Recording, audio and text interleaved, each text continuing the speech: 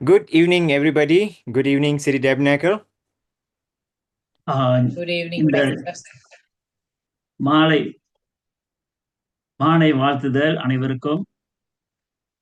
We have come to the end of October, our Bible study for the book of James. யாக்கோப்பு புஸ்தகத்தினுடைய நாம் இந்த மாதத்துல October மாதத்துல இறுதிக்கு நம்ம வந்திருக்கிறோம். We are coming to the end of chapter 4 today. 4வது அதிகாரத்துக்கு கடைசி பகுதிக்கு நம்ம வந்திருக்கிறோம். Now, I'm pretty sure that everyone are blessed with the teaching from various teachers from James chapter 1. நான் நம்புகிறேன் ஆரம்பத்திலிருந்து 1வது அதிகாரத்திலிருந்து நம்ம பார்க்கும் பல ஆசிரியர்கள் வந்து நம்மளுக்கு பாடத்தை கற்பித்திருக்கிறார்கள், ஆசீர்வதிக்கப்பட்டிருப்பீர்கள் என்று. And we want to continue with our study today. இன்றைக்கு கூட நாம் இந்த யாக்கோப்பு புஸ்தகத்தை நம்ம தொடரவிருக்கிறோம். And I just want to invite and welcome each and every one of you to our City Tabernacle Bible study. இந்த மாலை வேளையில கூட நான் அனைவரையும் சிட்டி டெபனிக்கல் சபையின் சார்பில் உங்கள் அனைவரையும் இந்த வேதாம பாடத்துக்கு நான் வரவேற்கிறேன். We are going to look into how to overcome boasting in today's lesson. இன்றைக்கு பாடம் என்ன பாடம் என்றால் நம்ம பார்க்கவிருக்கிறோம் பெருமையை வெல்வது எப்படி என்ற ஒரு காரியத்தை நம்ம பார்க்க இருக்கிறோம். Without further ado, we will just look into the text for today. Let's read from James chapter 4, verses 13 to 17. நாம இந்த செய்திக்கு போகிறதுக்கு முன்பாக இந்த நம்ம வேதாகமத்துல பார்க்கிறோம் யாக்கோப்பு 4வது அதிகாரம் 13 17 வசனம் வரைக்கும் பார்க்கிறதை நம்ம பார்ப்போமாக. மேலும் நாங்கள் இன்றைக்கு அல்லது நாளைக்கு இன்ன பட்டணத்திற்கு போய் அங்கே ஒரு வருஷம் தங்கி வியாபாரம் செய்து சம்பாத்தியம் பண்ணுவோம் என்கிறீர்களோ கேளுங்கள். நாளைக்கு நடப்பது உங்களுக்கு தெரியாதே. உங்கள் ஜீவன் எப்படிப்பட்டது? கொஞ்ச காலம் தோன்றி பின்பு தோன்றாமல் போகிற புகையை போல இருக்கிறதே.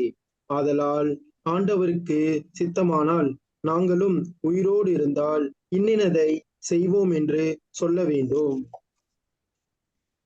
இப்பொழுது உங்கள் வீம்புகளில் மேன்மை பாராட்டுகிறீர்கள். இப்படிப்பட்ட மேன்மை பாராட்டல் யாவும் பொல்லாங்காய் இருக்கிறது. ஆதலால் ஒருவன் நன்மை செய்ய அறிந்தவனாயிருந்தும் அதை செய்யாமற் போனால் அது அவனுக்கு பாவமாயிருக்கும். In English. Come now, you who say, today or tomorrow we will go into such and such a town and spend a year there and trade and make a profit. Yet you do not know what tomorrow will bring. What is your life? For you are mist that appears for a little time and then vanishes. Instead, you ought to say, if the Lord wills, we will live and do this or that. As it is, you boast in your arrogance. All such boasting is evil.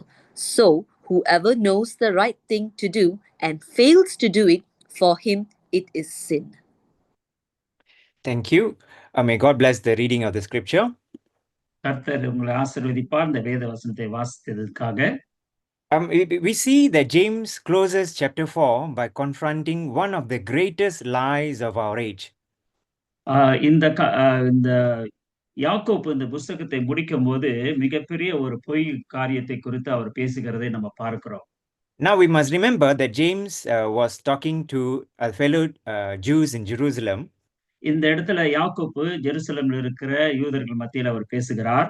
So he uses a lot of Old Testament language when he is talking to them. அவர்கள் மத்தியில பேசும் பொழுது பழைய ஏற்பாட்டினுடைய காரியங்களை குறித்து அவர் பேசுகிறதை நம்ம பார்க்கிறோம். So sometimes when we read it, we feel it like it's like a slap at the right and the left by James himself. சில நேரத்துல யாக்கோப்புடைய நிருபங்களை நம்ம வாசிக்கும் பொழுது ஏதோ நம்மளுடைய கன்னத்துல வலது புறம் இடது புறம் அறையிறது போல இருக்கலாம். So he will just go on and call them you arrogant and then you are boasting. So this is the language, the Old Testament language that he is using when he is addressing his fellow Jews in Jerusalem. எருசலேமில் இருக்கும் பொழுது அவர்கள் நீங்கள் பெருமையாக பேசியிருக்கிறீர்கள் என்று இப்படியாக அவர் சொல்லுகிறதை நம்ம பார்க்கிறோம். So what was the greatest lie of our age? இந்த காலகட்டங்களிலே என்ன ஒரு பெரிய ஒரு பொய்யான காரியம் இருக்கிறது என்றால், it is the belief that we are in control of our lives. நாம என்ன நினைக்கிறோம், நம்முடைய வாழ்க்கையை நாம் என்ன செய்கிறோம், ஆளுமை செய்கிறோம் என்று. Verse 13 it says, "Come now, you who say, today or tomorrow we will go into such and such a town and spend a year there and trade and make a profit." 13வது வசனம் சொல்லுகிறது, மேலும் நாங்கள் இன்றைக்கு அல்லது நாளைக்கு இன்ன பட்டணத்திற்கு போய் அங்கே ஒரு வருஷம் தங்கி வியாபாரம் செய்து சம்பாத்தியம் பண்ணுவோம் என்கிறவர்களே கேளுங்கள் என்று சொல்கிறார். Let's put that in our language. இது நம்மளுடைய பாஷையில நம்ம சொல்லுவோமானால், Next year, I'm going to start at the university, get my degree, make money, live comfortably. It's the same thing that we are listening and probably planning this time. நம்ம என்ன ஒரு திட்டம் வகுப்போம் என்றால், அடுத்த வருடம் நான் யூனிவர்சிட்டிக்கு போயிட்டு படித்து நல்ல ஒரு வேலை செய்து காசு சம்பாதித்து இருக்க போகிறேன் என்று நாம் சொல்லலாம். You see, the problem is not planning. இன்றைக்கு இந்த பிரச்சனை என்னவென்றால், நம்மள திட்டமிடுகிறது ஒரு ஒரு ஒரு பிரச்சனை இல்லை. It's presuming, it's becoming arrogant or boasting about that, to think that we have control over our lives. நம்மளுடைய வாழ்க்கையை நாமே கட்டுப்படுத்துகிறோம் என்று அதை நினைத்து நாம் என்ன செய்கிறோம், பெருமை பாராட்டுகிறவர்களாக நாம் இருக்கிறோம். And see, James is not attacking business or preparation. He's just calling out self-confidence without God. அதாவது யாக்கோபு இந்த இடத்துல சொல்லுகிறது, அவர் அதாவது ஒரு தேவன் இல்லாம ஒரு தேவன் இல்லாதபடிக்கு நம்மளோட வாழ்க்கையில தன்னம்பிக்கை உடையவர்களாக இருக்கக்கூடாது என்று சொல்லுகிறார். So, can we plan our businesses? Can we plan our career? Can we plan our what are we going to study? Yes, of course, by all means. But if we do it without God, that is called boasting. நம்மளுடைய வாழ்க்கையில நம்முடைய வேலை குறித்தோ, நம்முடைய வியாபாரத்தை குறித்தோ, அல்லது மற்ற காரியங்களை குறித்தோ நம்ம திட்டமிட வேண்டுமா? ஆமா, நான் திட்ட வேண்டும். ஆனாலும் இருந்த போதிலும் நாம தேவனை சார்ந்து தேவனுக்கு முன்பாக நம்ம ஒப்பு கொடுத்து நம்ம இந்த காரியங்களை நம்ம திட்டமிட வேண்டும். You know, the theme of this passage ties perfectly with the whole chapter, the whole of chapter 4, this one theme that comes up. அதாவது இந்த முழு 4வது அதிகாரத்தை நீங்க பார்த்தால் மைய பொருள் என்னவென்றால் ஒரு வார்த்தை சொல்லப்பட்டிருக்கிறது. Pastor Stephen touched this in the previous lesson last week. Pastor Steven அவர்கள் இந்த காரியத்தை சார்ந்து பேசினார். We saw in verse 6, God opposes the proud but gives grace to the humble. 6வது வசனத்தை நீங்க பார்த்தீங்கன்னா, அவர் அதிகமான கிருபை ஆதலால் தேவன் பெருமை உள்ளவர்களுக்கு எதிர்த்து நிற்கிறார், தாழ்மை உள்ளவர்களுக்கோ கிருபை அளிக்கிறார் என்று சொல்லியிருக்கிறது. So how do we overcome the boasting that creeps into our hearts and decisions? இந்த மாலை வேளையில கூட எப்படி நாம் இந்த பெருமையையும் நாம மேற்கொள்கிறவர்களாக நாம் இருக்க முடியும் என்று தான் பார்க்க இருக்கிறோம். James gives us a roadmap. இந்த இடத்துல யாக்கோபு முழு காரியத்தை நம்மளுக்கு வகுத்து கொடுக்கிறார். And we can see it through the word humble. இந்த காரியத்தை நம்ம விளங்கிக் கொள்கிறதுக்கு இதுல தாழ்மை என்ற ஆங்கிலத்துல இந்த ஹம்பிள் என்ற இந்த வார்த்தை மூலியமாக நம்ம பார்க்கவிருக்கிறோம். What better way to go against boasting if it's not humility? அதாவது தாழ்மை இல்லாம கண்டிப்பாக நம்ம இல்லாம இருப்போம் என்றால் கண்டிப்பாக நம்ம பெருமை பாராட்டுகிறவர்களாக நாம் இருப்போம். So I believe that you have received your student notes. கண்டிப்பாக மாணவர் குறிப்புகளை உங்களிடத்துல நீங்க பெற்றுக் கொண்டிருப்பீர்கள் என்று நான் நம்புகிறேன். So we will look into 6 points today. 6 குறிப்புகளை குறித்து நம்ம பார்க்கவிருக்கிறோம். H, hold your plans lightly. You understand how short and fragile life is. M, move under God's will. B, beware of arrogant boasting. L, live what you know. E, exalt God, not self. இந்த இடத்துல சொல்லப்பட்டிருக்கிறது H என்ற இந்த காரியத்துக்கு உங்கள் திட்டங்களை லேசாக இலகுவாக நீங்கள் வைத்திருங்கள். U என்ற காரியத்துல வாழ்க்கை எவ்வளவு குறுகியதும் உடையக்கூடியதும் என்பதை உணருங்கள். M என்று சொல்லப்பட்டிருக்கிறது தேவனின் சித்தத்தை கீழ்ப்படிந்து செயல்படுங்கள். B, வீம்புகளில் பெருமை எச்சரிக்கையுடன் இருங்கள். L சொல்லுகிறது நீ அறிந்ததை செய்வதில் வாழுங்கள் என்று சொல்லப்பட்டிருக்கிறது. E என்றது தேவனை உயர்த்துங்கள் என்று சொல்லப்பட்டிருக்கிறது. Okay, let's journey together. We start off with our first letter, H. முதலாவது நம்ம தொடர்ந்து சொல்லுவோம். நம்முடைய H என்ற அந்த வார்த்தையில சொல்லப்பட்டிருக்கிறதை நம்ம கவனிப்போம். Hold your plans lightly. உங்களுடைய திட்டங்களை நீங்க இலகுவாக நீங்கள் வைத்திருக்க வேண்டும். Come now, verse 13. Come now, you who say, today or tomorrow we will go into such and such a town. 13வது வசனம் சொல்கிறது, மேலும் நாங்கள் இன்றைக்கு அல்லது நாளைக்கு இன்ன பட்டணத்திற்கு போய் அங்கே ஒரு வருஷம் தங்கி வியாபாரம் செய்து சம்பாத்தியம் பண்ணுவோம் என்கிறவர்களே என்று சொல்லப்பட்டிருக்கிறது. Here, James addresses people who lay out detailed plans. இந்த இடத்துல யாக்கோப்பு என்ன செய்கிறார், அவர்களுடைய வாழ்க்கையில சில அதாவது அடித்தளமான குறிப்பான திட்டங்களை வகுக்கிறவர்களுக்கு அவர் சொல்லுகிறதை ஒரு காரியத்தை பார்க்கிறோம். When they will go, where they will go, how long they will stay, what they will do and why, just to make a profit. எங்கு போகிறது, எந்த எப்பொழுது போகிறது, எப்படிப்பட்ட சம்பாத்தியம் பண்ணுகிறது, எல்லாவற்றையும் அவர் திட்டங்களை வகுக்கிறவர்களாக இருந்தார்கள். And we saw that they are doing this all to make a profit. இதை நம்ம பார்க்கும் பொழுது அவர்கள் இப்படிப்பட்ட திட்டங்களை வகுக்கும் பொழுது ஆதாயம் கிடைக்குமா என்ற ஒரு காரியத்தை வைத்துதான் அவர்கள் என்ன செய்கிறார்கள், இந்த திட்டங்களை வகுக்கிறார்களதை நம்ம பார்க்கிறோம். And we see that planning itself isn't wrong. இப்படிப்பட்ட திட்டங்களை வகுக்கும் பொழுது இதுவே ஒரு தவறான ஒரு காரியமாக அவருடைய வாழ்க்கையில வருகிறதை நம்ம கண்டு கொள்ளலாம். Let's read from Proverbs chapter 21 verse 5. நீதிமொழிகள் 21:5 நம்ம வாசிப்போம். ஜாக்கிரதை உள்ளவனுடைய நினைவுகள் செல்வத்துக்கும் பதறுகிறவனுடைய நினைவுகள் தரித்திரத்துக்கும் ஏதுவாகும். English. The plans of the diligent lead surely to abundance, but everyone who is hasty come only to poverty. Okay, so the problem isn't us planning to make a profit. அதாவது நம்முடைய பிரச்சனை என்றால் நம்ம ஆதாயம் கிடைக்கிறதுக்காக நம்ம வந்து திட்டமிடுகிறோமா? So we must plan actually for everything in our lives. We must plan. நம்முடைய வாழ்க்கையில நம்ம திட்டம் வகுக்கிறது மிகவும் முக்கியமான காரியம், அவசியமாகவும் இருக்கிறது.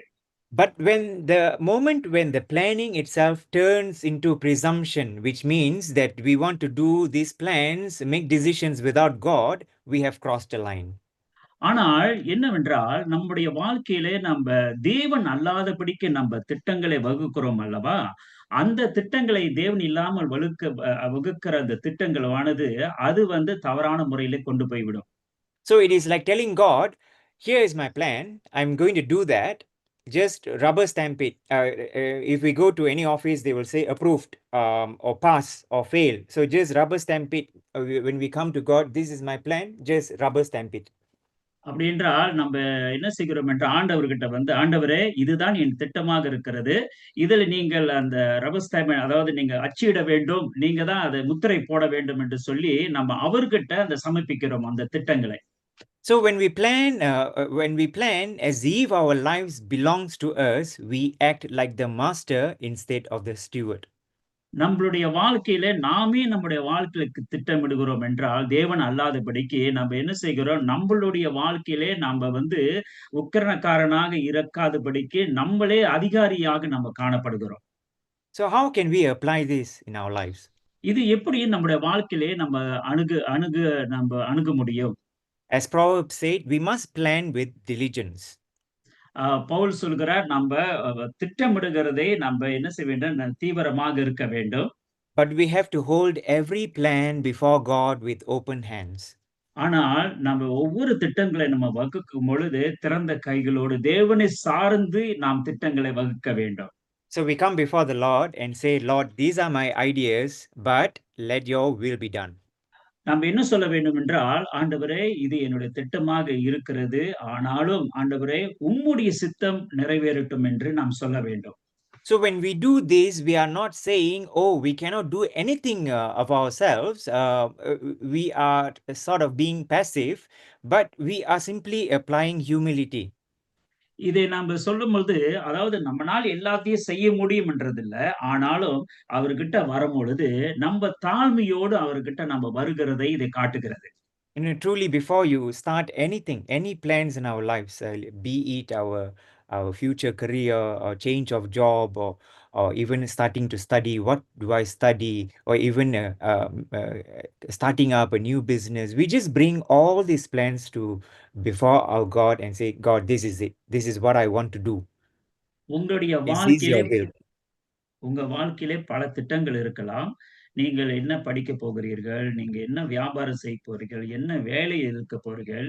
இது எல்லாம் உங்க வாழ்க்கையிலே நீங்கள் திட்டங்களை வகுக்கலாம். ஆனால் இறுதியாக என்ன செய்ய வேண்டும் என்றால், இந்த திட்டங்களை தேவனுக்கு முன்பாக கொண்டு வந்து, ஆண்டவரே இந்த காரியத்தை உங்களிடத்துல சமர்ப்பிக்கிறேன்னு சொல்லிட்டு, அவரிடத்துல நாம அ கொடுக்க வேண்டும். Let's jump to the second letter, U. 2வது குறிப்பு என்ன சொல்லுகிறது என்றால், Understand how short and fragile life is. வாழ்க்கை எவ்வளவு குறுகியதும் உடையக்கூடியதுமா என்பதை உணருங்கள். Verse 14 it says, Yet you do not know what tomorrow will bring. What is your life? For you are a mist that appears for a little time and then vanishes. 14வது வசனம் சொல்லுகிறது, நாளைக்கு நடப்பது உங்களுக்கு தெரியாதே, உங்கள் ஜீவன் எப்படிப்பட்டது? கொஞ்ச காலம் தோன்றி, பின்பு தோன்றாமல் போகிற புகையைப் போல் இருக்கிறதே என்று சொல்லப்பட்டிருக்கிறது. The life is a mist, as how James is putting. Yakob இந்த இடத்துல விவரமாக சொல்லுகிறார் என்னவென்றால், வாழ்க்கை என்பது ஒரு புகையைப் போல இருக்கிறது என்று சொல்லுகிறார். Here for a moment, gone the next. அது சிறிது நேரம் புகையை நீங்க பார்த்தீங்கன்னா, அது சிறிது நேரம் தான் அந்த இடத்துல இருக்கும். ஆனால் எப்பொழுது காற்று அடிக்கிறதோ, அந்த புகையானது காற்றோடு போய்விடும். And James asks this very important question that we must all ask too. யாக்கோப்பு முக்கியமான ஒரு கேள்வி கேட்கிறார். நாமும் கூட நம்முடைய வாழ்க்கையில இந்த கேள்விகளை கேட்க வேண்டும். What is your life? உங்களுடைய வாழ்க்கை என்றால் என்ன? This parents should teach this question. I have to ask this question to your children and adults as well, believers. I'm talking about Christian believers to ask this question periodically. பெற்றோர்கள் உங்களுடைய பிள்ளைகளிடத்துல கூட நீங்க இந்த கேள்வியை கேட்கலாம். அதே நேரத்துல கிறிஸ்தவர்களாக முதிர்ந்தவர்களாக இருக்கிற நாமும் கூட நம்மளுடைய தனிப்பட்ட வாழ்க்கையில இந்த கேள்விகளை கேட்கிறது அவசியமாக இருக்கிறது. What is your life? உங்களுடைய வாழ்க்கை என்றால் என்ன? You know, Paul answers this in 1 Corinthians chapter 6, verses 19 to 20. இதற்கு பவுல் பதில் கொடுக்கிறார். 1 கொரிந்தியர் Chapter 6, verses 19 and 20. 6வது அதிகாரம் 19-20 19-20. Can we hear that? உங்கள் சரீரமானது நீங்கள் தேவனாலே பெற்றும் உங்களில் தங்கியும் இருக்கிற பரிசுத்த ஆவியினுடைய ஆலயமாய் இருக்கிறதென்றும் நீங்கள் உங்களுடையவர்கள் அல்ல என்றும் அறியீர்களா? கிராயத்துக்கு கொல்லப்பட்டீர்களே, ஆகையால் தேவனுக்குடையகளை உங்கள் சரீரத்தினாலும் உங்கள் ஆவியினாலும் தேவனை மகிமைப்படுத்துங்கள். In English?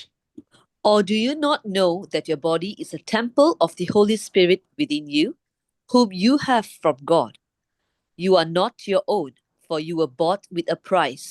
So glorify God in your body.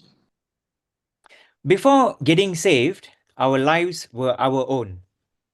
நாம் ரட்சிக்கப்படாத முன்ன நம்முடைய வாழ்க்கையை நாமே நடத்தி கொண்டு வந்தோம். It's my life, it's my body, my choices, my rights. இது என்னுடைய சரீரம், என்னுடைய தீர்மானம், என்னுடைய எல்லா தீர்மானத்துல நான் தான் முடிவெடுப்பேன் அப்படின்ற நிலையில நம்ம இருந்தோம். But once you are saved, your life now belongs to Christ. ஆனா எப்பொழுது நம்ம ரட்சிக்கப்பட்டோமோ அப்பொழுது நாம் கிறிஸ்துவுக்குள்ளாக நாம் என்ன செய்கிறோம்? அவரை சார்ந்திருக்கிறோம். That is what Paul said earlier. You are not your own, for you were bought with a price. அதனாலதான் பவுல் சொல்கிறார், நீங்கள் உங்களுடையவர்கள் அல்லவே, கிரயத்துக்கு கொல்லப்பட்டீர்களே என்று பவுல் விளக்கமாக சொல்கிறார். So we must have a distinct understanding how our life is right now. அதனால இந்த காரியத்துல நம்முடைய வாழ்க்கை என்னவென்று நம்ம நன்றாக அறிந்திருக்க வேண்டும். Before knowing Christ, yes, we have autonomy about what we can do, what we want to do with our lives. நம்ம ரட்சிக்கப்படாத முன்ன நம்மளோட வாழ்க்கையிலே நாம் என்ன செய்யலாம், எப்படி என்னென்ன காரியங்களை நம்மளால செய்ய முடியும் அப்படி என்று நம்முடைய சுயத்தின் அடிப்படையிலே நம்ம போய் கொண்டிருந்தோம். In the Garden of Eden, we saw when God asked Adam and Eve not to touch the fruit from the tree of the knowledge of good and evil. Ah A- Eden தோட்டத்துல நம்ம பார்க்கும் பொழுது ஆதாம் ஏவாள்கிட்ட சொல்லுகிறார், நன்மை தீமை அறியத்தக்கதாக அந்த விருட்சத்தின் கனியை நீங்கள் தொடக்கூடாது என்று சொன்னார், புசிக்க கூடாது என்று சொன்னார். That is God telling Adam and Eve, I will decide what is right and wrong. I will decide what is good or bad. அப்படி என்றால் தேவன் சொல்லுகிறார், நான் தீர்மானிக்க வேண்டியதாக இருக்கிறது இது நல்லது கெட்டதாக இருக்கிறது என்று. So when the moment when Adam and Eve ate from that tree, எப்பொழுது ஆதாம் ஏவாள் அந்த மரத்தினுடைய கனியை அவர்கள் புசித்தார்களோ, now we are deciding what is right and wrong, what is good and bad. இப்பொழுது நாம் என்ன செய்கிறோம், எது நல்லது எது கெட்டது என்று நாம் தீர்மானிக்கிறோம். And we, through history, we can see how messed up it can be. சரித்திரத்துல பூரா நம்ம பார்க்கும் பொழுது எவ்வளவு ஒரு ஒரு ஒரு சோகமான ஒரு காலகட்டத்தை நம்ம பார்த்திருக்கிறோம் மனித குலத்துல. So when we accept Jesus Christ as our Lord and Savior, நாம் ஆண்டவராக இயேசு கிறிஸ்து இரட்சகராக நாம் ஏற்றுக்கொண்ட பிற்பாடு, we were bought with a price by His blood. அவருடைய இரத்தத்தினாலே நம்ம கிரியத்துக்கு கொல்லப்பட்டோம். We give God the authority to decide what is good and bad, what is right and what is wrong. இப்படி இருக்கிற நேரத்துல அந்த அதிகாரத்தை நம்முடைய வாழ்க்கையிலே இயேசுவுக்கு நம்ம ஆண்டவர்கிட்ட கொடுக்கிறோம். ஆண்டவரே, எல்லா அதிகாரம் உங்களுக்கு கொடுக்கிறது, எது நல்லது கெட்டது என்று தீர்மானிக்கிறதுக்கு அந்த அதிகாரத்தை இயேசுவுக்கு நம்ம கொடுக்கிறோம். That is the attitude that James is asking the readers to have, which is when you say, if the Lord wills, you are trying to tell God, you decide if this is right for me. யாக்கோப்பு இதுதான் சொல்லுகிறார், எது செய்தாலும் நீங்க தேவனுடைய சித்தம் உங்களுடைய சித்தமாக ஆகட்டும் அப்படி சொல்லும் பொழுது, ஆண்டவரே நீங்க தீர்மானிங்க, நீங்க தீர்மானிச்சு சொல்லுங்க ஆண்டவரே, அந்த பிற்பாடு நாங்கள் காரியத்தை செய்கிறோம் என்று அப்படியாக ஒரு காரியத்தை விளக்கத்தை கொடுக்கிறார். James is saying we don't even know what tomorrow will bring, yet we boast about next year. யாக்கோப்பு என்ன சொல்கிறார் என்றால், நாளை தினத்தை குறித்தே நம்மளுக்கு ஒன்றும் தெரியாமல் இருக்கும் பொழுது நாம அடுத்த வருஷத்தினுடைய காரியத்தை குறித்து நம்ம பேசி நம்ம பெருமை பாராட்டுகிறோம். In Psalm 90 verse 12, சங்கீதம் 90ல சொல்லப்பட்டிருக்கிறது, 90 verse 12, it says, so teach us to number our days that we may gain a heart of wisdom. நாங்கள் ஞான இருதயம் உள்ளவர்களாகும்படி எங்கள் நாட்களை எண்ணும் அறிவை எங்களுக்கு போதித்தருளும் என்று சொல்லப்பட்டிருக்கிறது. So by that, when we apply this into our lives, இது நம்முடைய வாழ்க்கையில் அபியாசப்படுத்தும் பொழுது இந்த காரியத்தை we can recognize how short life is. நம்முடைய வாழ்க்கையில நம்ம காண முடியும், நம்மளுடைய வாழ்க்கை இந்த சரீர வாழ்க்கையானது எவ்வளவு குறுகினதாக இருக்கிறது என்று நாம் அறிந்து கொள்ளலாம். And when we recognize how short life is, we stop living for temporary gains. நம்முடைய வாழ்க்கை இவ்வளவு குறிதான ஒரு வாழ்க்கையாக இருக்கிறது. ஆனாலும் என்ன செய்கிறோம், நம்ம இந்த சுருக்கமான இந்த வாழ்க்கைக்கு அநேக காரியத்தை நம்ம தேட பிரயாசப்படுகிறோம். So our mindset will shift, our attitude will shift, we will start investing in the eternal ones. எப்பொழுது நம்ம இந்த காரியத்தை நம்ம உணர்கிறோமோ அப்பொழுது நாம் அந்த நித்தியத்துக்காக நம்முடைய வாழ்க்கையை என்ன செய்கிறோம், நம்ம ஆயத்தப்படுத்துகிறோம். This is what Jesus said in Matthew 6:33. Seek ye first the kingdom of God and the righteousness. அதனால இயேசு சொல்லுகிறார், முதலாவது தேவனுடைய ராஜ்யத்தை நீதியை தேடுங்கள் என்று. So in this short life that God has given us to live as stewards on this earth, இந்த பூமியில நம்மளுக்கு ஒரு குறுகிய கால வாழ்க்கை இருக்கிறதுனால நம்ம அந்த வாழ்க்கையை நம்ம நல்ல ஒரு உக்கிரக்காரனராக இருக்க வேண்டும். James calls our lives as mist. So this mist that we are living, it matters most if we use it for His glory. அதனால பிரியமானவர்களே, யாக்கோப்பு குறிப்பிடுகிறதை பார்க்கும் பொழுது இந்த வாழ்க்கையானது ஒரு புகையை போல இருக்கிறது. அது புகையை போல இருக்கிற அந்த வாழ்க்கை நம்மளுக்கு இருக்கிறதுனால நம்ம தேவனை மகிமைப்படுத்துகிறார்களாகவே இந்த பூமியில நம்ம வாழ வேண்டும் என்று யாக்கோப்பு வலியுறுத்தி சொல்லுகிறார். All right, let's go into our fourth letter. M. மூன்றாவது Sorry, காரியம் yes, third letter, M. மூன்றாவது எம் என்ற இந்த காரியத்துக்கு தேவனின் சித்தத்தின் கீழ் செயல்படுங்கள் என்று சொல்லப்பட்டிருக்கிறது. Move under God's will. தேவனின் சித்தத்தின் கீழ் செயல்படுங்கள். In verse 15, instead you ought to say, if the Lord wills, we will live and do this or that. 15வது வசனம் சொல்லுகிறது, ஆதலால் ஆண்டவருக்கு சித்தமானால் நாங்களும் உயிரோடு இருந்தால்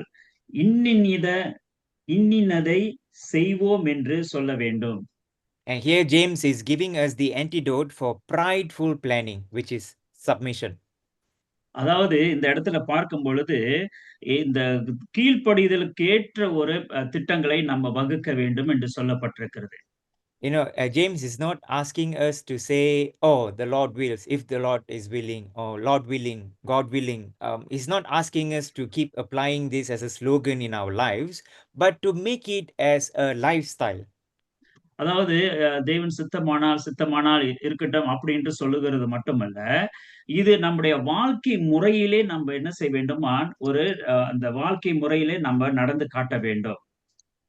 Before anything starts, let it be a lifestyle that we bring that plan before God. நம்மளோட வாழ்க்கையில நம்ம எது தீர்மானம் பண்ணினாலும், எது திட்டங்களை வகுத்தாலும், எல்லாவற்றையும் நம்ம தேவனின் சமூகத்துல நம்ம கொண்டு வர வேண்டியது மிகவும் அவசியமானது ஒன்று. Even Jesus prayed at the Garden of Gethsemane.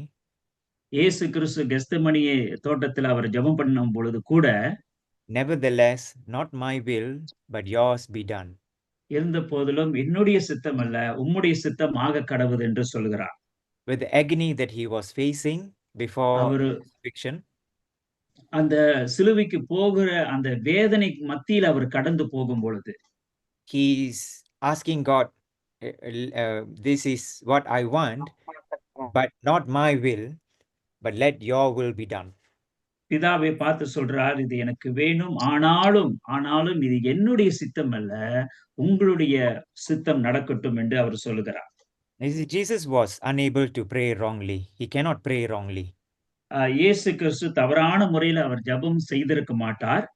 And yet he still modeled that attitude and prayer so that you and I can learn, which is submission. அதனால இது என்னவென்றால், இயேசு கிறிஸ்து ஜெபித்த அந்த ஜெபமானது நாம் எல்லோருக்கும் ஒரு எடுத்துக்காட்டான ஒரு ஜெபமாக இருக்கிறது. அப்படி என்றால் அது என்னவென்றால், அது கீழ்ப்படிதல், அர்ப்பணிப்பு அப்படின்ற ஒரு காரியத்துக்கு வருகிறது.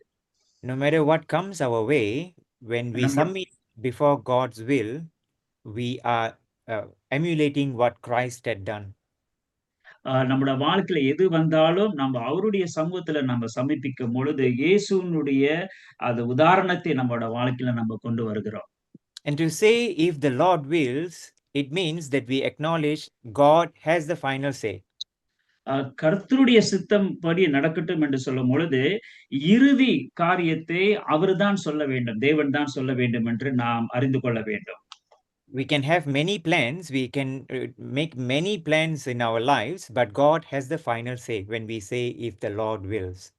நம்மளோட வாழ்க்கை அநேக திட்டங்கள் இருக்கலாம், ஆனால் நம்ம சொல்லுகிறோமோ தேவனுடைய சித்தம்படி நடக்கட்டும் என்று சொல்லும் பொழுது கடைசி இறுதி தீர்மானத்தை அது தேவனிடத்துல தான் நம்ம கொடுக்க வேண்டும்.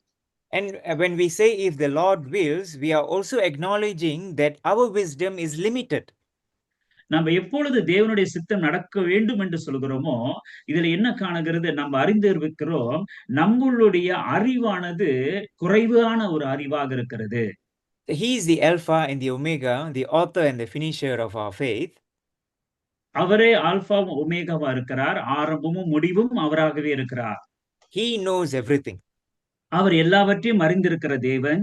So with our limited perspective, with our limited wisdom, நம்மளுடைய வாழ்க்கையில குறுகிய அந்த ஞானம், குறுகிய எதிர்பார்ப்புகள் எல்லாவற்றிற்கும் மத்தியில when we say if the Lord wills, you are just surrendering to the wisdom of God.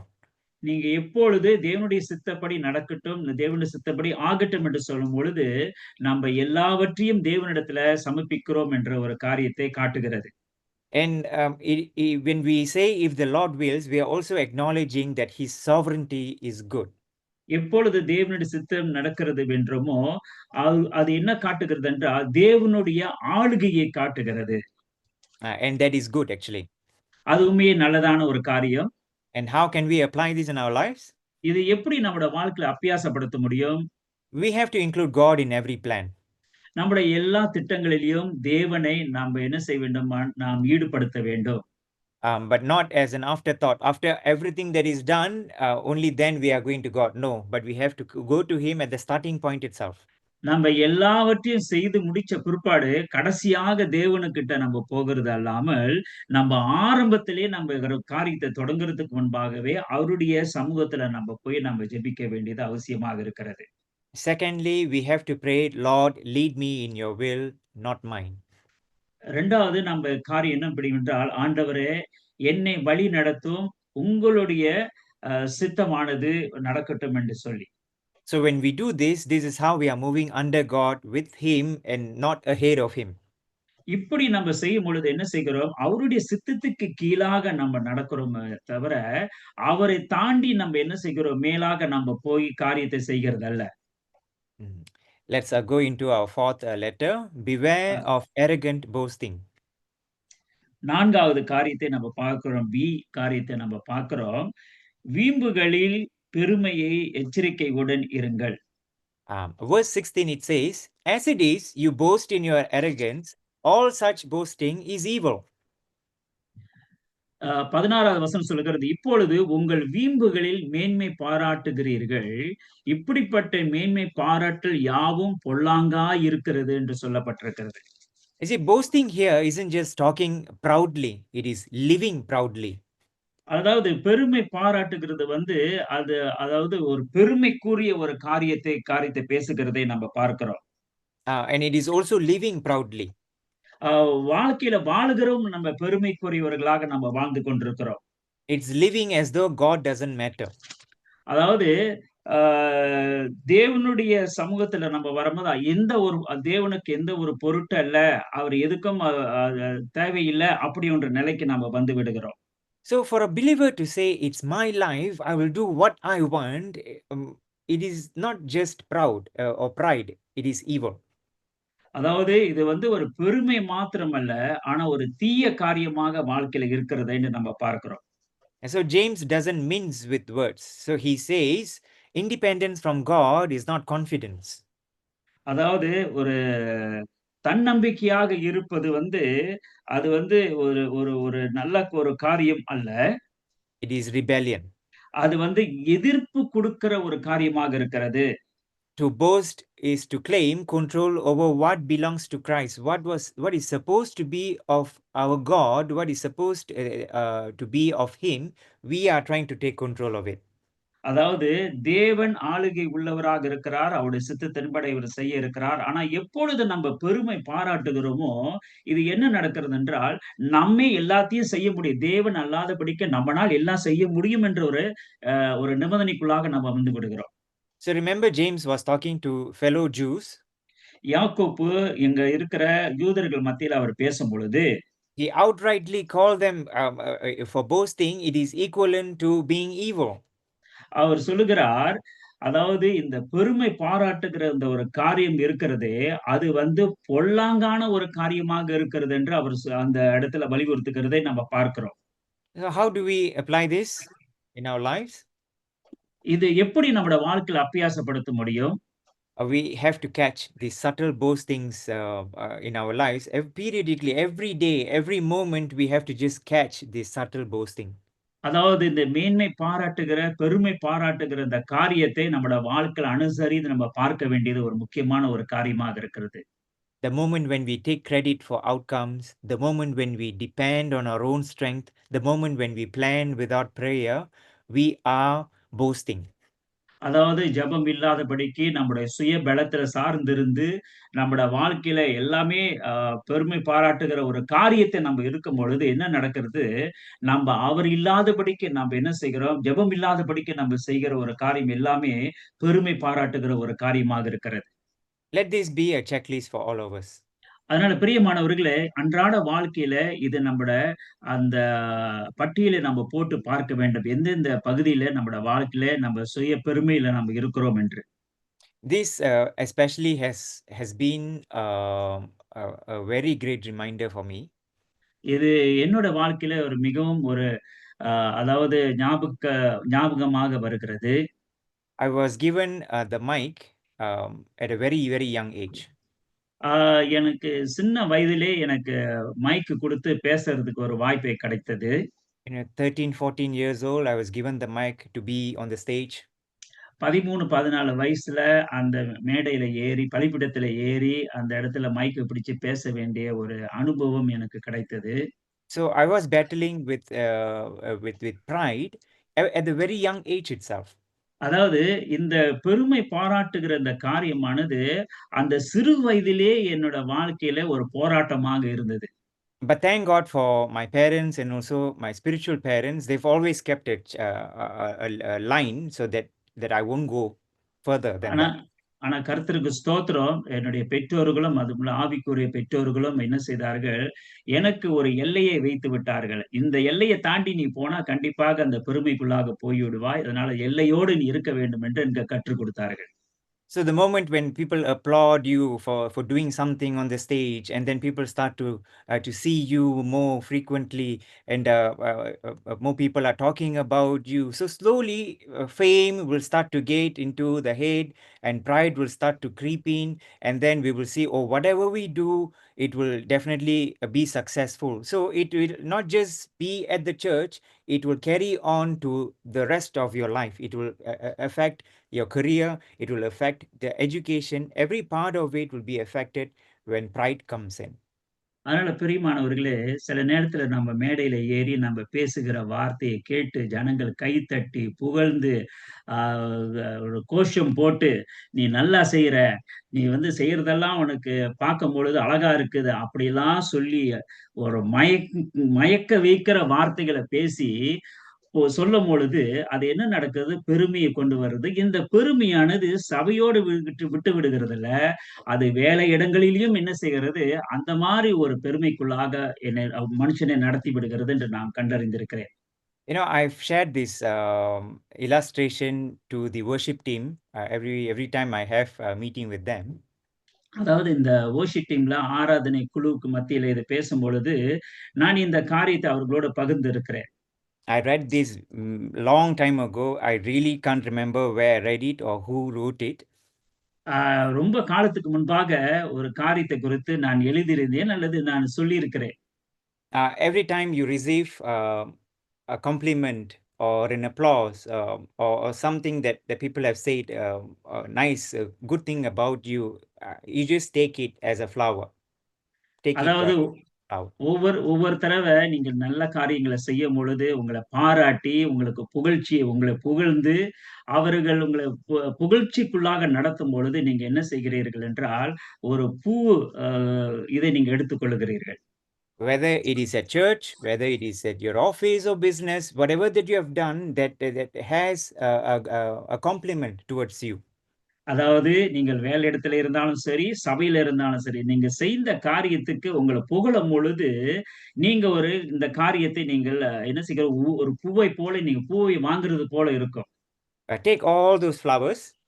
இந்த எல்லா பூக்களையும் இப்ப வேலை இடத்துலயும் சரி, சபையிலும் சரி, கொடுக்கிற எல்லா பூக்களையும் நீங்க வாங்கி வைத்துக்கொண்டு, And then you come before the Lord before the day ends. இறுதியில நீங்கள் தேவனுக்கு முன்பாக நீங்கள் சமர்ப்பணம் செய்யும் பொழுது, Give the flowers to Him. எல்லா பூக்களையும் நீங்க என்ன செய்ய வேண்டும் என்றால், அந்த தேவனுக்கே நீங்க அர்ப்பணம் செய்ய வேண்டும்.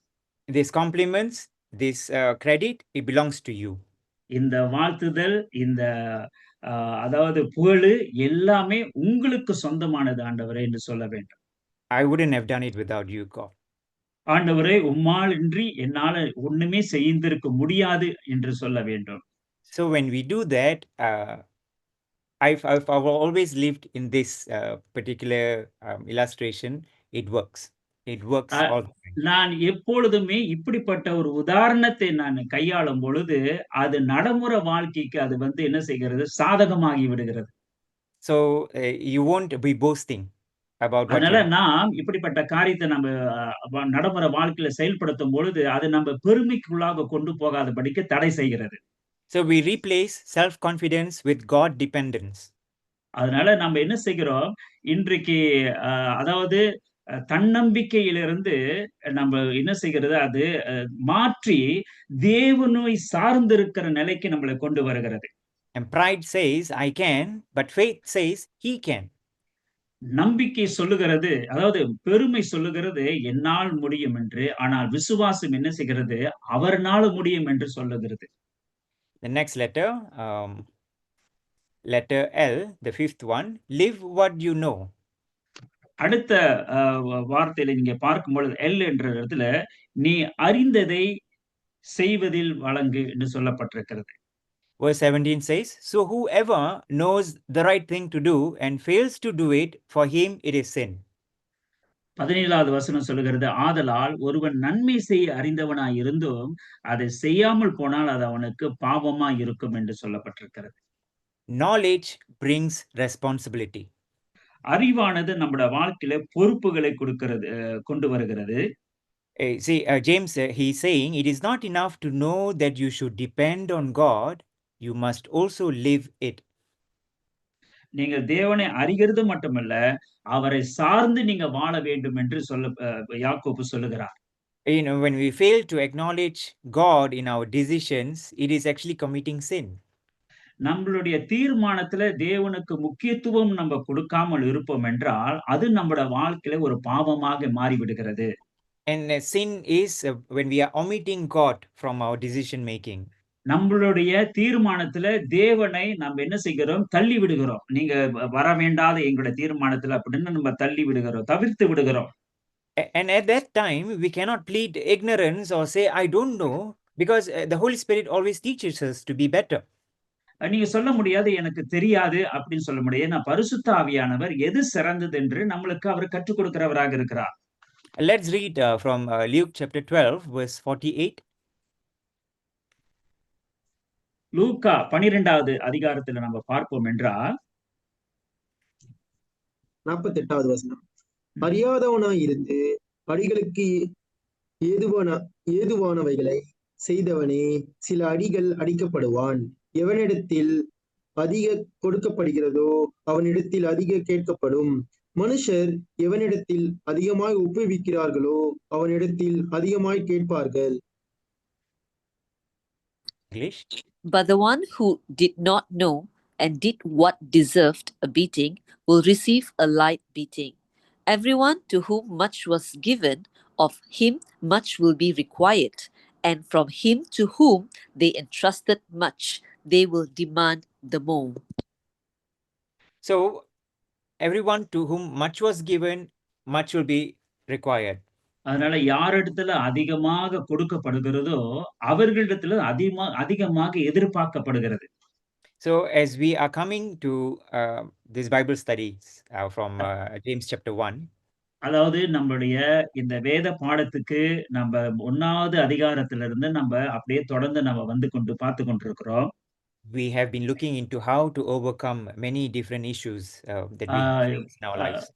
நம்முடைய வாழ்க்கையில வெவ்வேறான பிரச்சனைகளை நம்ம எப்படி மேற்கொண்டு வர முடியும் என்று நம்ம பார்த்து கொண்டிருக்கிறோம். And now we have knowledge. இப்பொழுது நம்மளுக்கு அறிவு இருக்கிறது. But guess what? The scripture says that having knowledge means responsibility comes also. அதாவது அறிவு என்று சொல்லும் பொழுது, அறிவு வரும் பொழுது அதோடு சேர்ந்து பொறுப்புகளும் வருகிறது என்று நாம் சொல்லப்பட்டிருக்கிறது. And now we are required to know how to overcome boasting. அதனால நம்மளுக்கு என்ன கொடுக்கப்படுகிறதால் இந்த பெருமையை எப்படி நாம் மேற்கொள்ளுவது என்று இந்த காரியத்தை எதிர்பார்க்கப்படுகிறது. And not only knowing it, we have to live according to it. அதாவது அந்த காரியத்தை அறிகிறது மட்டுமல்ல, அதன்படி நம்ம கீழ்ப்படிந்து நம்ம வாழ்க்கை நடத்த வேண்டும். Let's look into how we can apply this. இது நம்ம எப்படி வாழ்க்கையில நம்ம அபியாசப்படுத்த முடியும்? Let obedience confirm our humility. நம்மளுடைய வாழ்க்கையில இந்த தாழ்மையை நம்ம கீழ்ப்படிதலானது அதுவே நம்மளுக்கு என்ன செய்கிறது, தீர்மானிக்கிறது நம்ம எவ்வளவு தாழ்மையாக இருக்கிறோம் என்று. So when the Lord sometimes tells us, no, don't do it. ஏனென்றா சில நேரத்துல தேவன் சொல்லுவார், இல்ல இதை நீங்க செய்யக்கூடாது என்று சொல்லுவார்.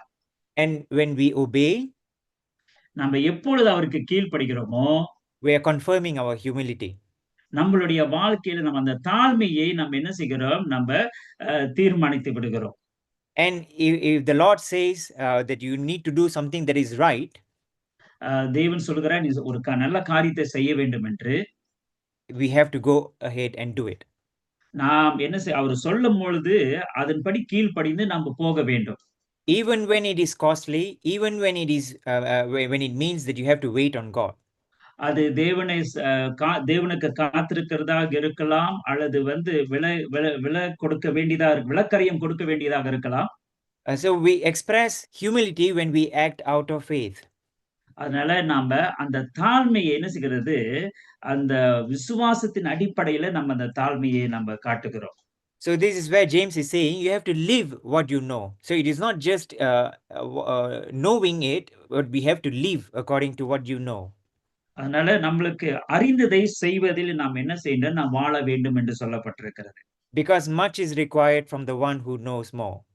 ஏனென்றால் தெரிந்தவர்களிடத்துல தான் அதிகமாக கேட்கப்படும் என்று சொல்லப்பட்டிருக்கிறது. So City Tabernacle, when the time comes, we have no excuses actually. அதனால சிட்டி டேபர்னக்கிள் இருக்கிற ஒவ்வொருவருடைய வாழ்க்கையிலும் நீங்கள் அறிந்து கொள்ள வேண்டும், நேரம் வரும்பொழுது தேவன் கேட்கும் பொழுது நம்மளுடைய வாழ்க்கையில சாக்கு போக்கு சொல்லுகிறதுக்கு எந்த ஒரு காரணமும் இல்லாமல் போய்விடுகிறது. And don't blame the teachers, but we all know things from the Bible now. அதனால படிச்சு கொடுக்கிற வாத்தியார் மேல நீங்க குறை சொல்லாதீங்க, அவங்க சரியா கத்துக் கொடுக்கல, சரியா போதிக்கல என்று சொன்னீங்க, குறை சொல்லி விட வேண்டாம். We don't know everything there is to know from the word of God. தேவனுடைய வார்த்தையில அதிகமாக இருக்கிறது, எல்லாவற்றையும் நம்ம அறிந்து கொள்ளுகிறதுக்கு கடினமான ஒரு காரியமாக இருக்கலாம். But we are responsible for the things that we already know. ஆனால் எதையெல்லாம் நம்ம அறிந்து வைத்திருக்கிறோமோ அந்த காரியத்துக்கு நம்ம ஒரு பொறுப்பாளியாக இருக்கிறோம், அதன்படி செய்கிறவர்களாக இருக்கிறதுக்கு. The last letter E, exalt God, not self. ஈ என்ற அந்த வார்த்தையை நம்ம 6வது நம்ம பார்க்கிறோம், தேவனை உயர்த்துங்கள், உங்களை அல்ல என்று சொல்லப்பட்டிருக்கிறது. You know, everything in James chapter 4 verses 13 through 17, it flows towards this final truth. அதாவது யாக்கோபு எழுதின புத்தகத்தை நீங்க பார்க்கும்போது 13வது வசனத்திலிருந்து 17வது வசனம் வரைக்கும் நீங்க பார்க்கும் பொழுது அதனுடைய ஒரு விளைவை நம்ம பார்க்கிறோம், ஒரு கனியை நம்ம பார்க்கிறோம். Is that we don't overcome boasting by pretending we have nothing, but by recognizing everything we have belongs to Him. நம்முடைய வாழ்க்கையில நம்ம அதாவது எல்லாவற்றையும் தேவனுக்கே சார்ந்தது என்று சொல்லிட்டு நம்ம இருக்கும் பொழுது நாம் என்ன செய்கிறோம்? நாம் அந்த பெருமை பாராட்டவர்களாக இருக்க மாட்டோம். So we must know, we must also not fall into the trap of false humility. அதாவது தவறான ஒரு தாழ்மையை நாம் என்ன செய்ய வேண்டும்? நம்ம வாழ்க்கையில நாம் அனுசரிக்க கூடாது. Don't go to the other extreme where we'll say, oh, I'm nothing, I'm just a worm, or I don't have anything that is mine, everything comes from Him. Not going to that other extreme. அதாவது கூடுதலான நம்மளுக்கு சுய பரிதாபத்துக்கு நம்ம போகக்கூடாது. நான் ஒரு புழுவு, நான் ஒரு பூச்சி அப்படின்னு சொல்லிட்டு அந்த சுய பரிதாபத்தினுடைய நிலைக்கு நம்ம வந்து விடக்கூடாது. That is false humility. அது தவறான ஒரு தாழ்மையை குறிக்கிறது. You recognize things that God has given you, the talents that He has given us, everything that we have, yes, God has given us. We recognize that. We also recognize that it came from Him. நாம் அறிந்திருக்க வேண்டும், நம்முடைய வாழ்க்கையில ஆண்டவர் நன்மையான காரியங்களை எல்லாம் வருகிறதெல்லாம் அவர் நம்மளுக்கு கொடுத்திருக்கிறார். அதனால அவர் மூலியமா தான் நம்மளுக்கு எல்லா நன்மையும் வருகிறது என்று நாம் அறிந்திருக்க வேண்டும். James chapter 4 verse 10, it says, humble yourselves before the Lord and He will exalt you. இந்த இடத்துல யாக்கோப்பு 4வது அதிகாரம் 10வது வசனத்துல சொல்லப்பட்டிருக்கிறது, கர்த்தருக்கு முன்பாக தாழ்மைப்படுங்கள், அப்பொழுது அவர் உங்களை உயர்த்துவார். So in Psalm 145 verse 1, it says that I will exalt you, the psalmist says, my God, the King. சங்கீத 145 சொல்லுகிறார், நான் உம்மை உயர்த்துவேன், நீர் என்னுடைய தேவன், அரசராக இருக்கிறீர் என்று சொல்லப்பட்டிருக்கிறது. So when we exalt ourselves, God opposes us. So that means he is coming against us when we exalt ourselves. எப்பொழுது நாம் நம்முடைய வாழ்க்கையை நம்ம உயர்த்தி வைத்துக் கொண்டு இருக்கிறோமோ, அப்பொழுது தேவன் நம்மளுக்கு எதிர்ப்பாக வருகிறதை நம்ம பார்க்கிறோம். But when we exalt him, his grace lifts us. ஆனால் எப்பொழுது நாம அவரை உயர்த்தி நம்ம வைக்கிறோமோ, அந்த இடத்துல தான் தேவனுடைய கிருபை நம்மளோட வாழ்க்கையில சூழ்ந்திருக்கிறதை நம்ம காண முடியும். That confirms what James 4:10 it says, humble yourselves before the Lord and he will exalt you. அதனால இந்த இடத்துல யாக்கோபு சொல்லுகிறது போல, அவருக்கு முன்பாக நம்மளை தாழ்த்துங்கள், அப்பொழுது அவர் உங்களை உயர்த்துவார் என்று சொல்லப்பட்டிருக்கிறது. And how do we apply this in our lives? இது எப்படி நம்முடைய வாழ்க்கையில நம்ம அபியாசப்படுத்த முடியும்? Whether in business, study, parenting, or planning, let your life declare to God be the glory, not me.